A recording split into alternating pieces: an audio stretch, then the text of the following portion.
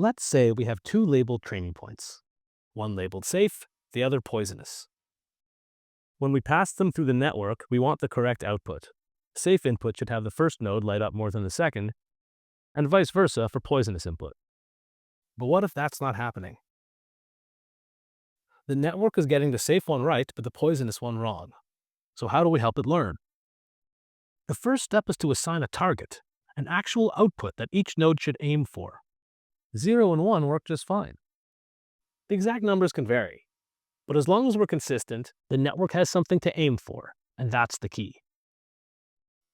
Comparing the node's current output to the target and squaring the difference gives us a number called the cost. We'll compute the cost for each node and sum them up to get the cost for that input. The average cost across all training examples gives the overall cost of the network. And the goal is simple: minimize that cost. To do that, we can use a method called finite differences. We pick a single weight, nudge it slightly, and see how the cost changes.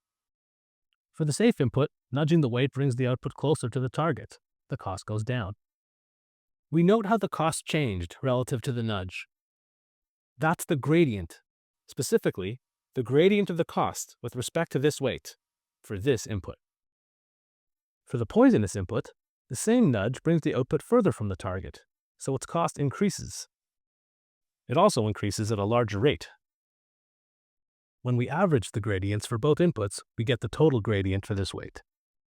Since the overall cost would go up if we kept moving in this direction, that tells us we need to move the weight in the opposite direction to bring the cost down. That might mean the cost for the safe input goes up a little, but the total cost goes down, so it's progress. We write it like this. Technically, we should use the partial derivative symbol, but we'll keep things simple. We repeat this process for all the weights and biases. We often write the gradient of the cost like this. It just means, here's how the cost is changing, depending on all the weights. Now we know which direction each weight should move to reduce the cost. But how far should we move in that direction? And couldn't updating one weight interfere with another? It could. That's why we need to make sure the steps are smooth and steady. This is controlled by a constant called the learning rate, which scales the step size.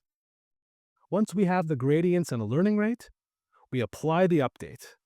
Every weight and bias gets adjusted in the direction that lowers the cost, ultimately sending the outputs closer to their targets.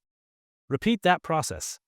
Estimate the gradient, take a small step, update the weights, and the network learns.